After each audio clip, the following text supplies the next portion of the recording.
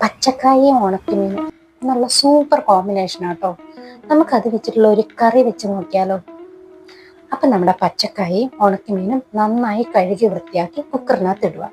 ആവശ്യത്തിന് വെള്ളവും പിന്നെ 1 ടീസ്പൂൺ മഞ്ഞൾപ്പൊടിയും 2 ടീസ്പൂൺ മുളക് പൊടിയും ഇട്ട് നന്നായിട്ട് ഇളക്കി കുക്കറിനകത്തിട്ട് വേവിച്ചെടുക്കുക.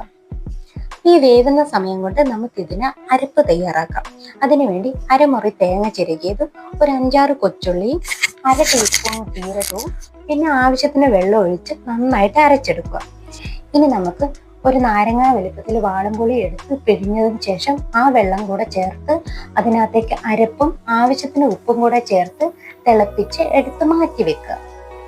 ഇനി അവസാനം ഉള്ളത് വറവാണ് കേട്ടോ.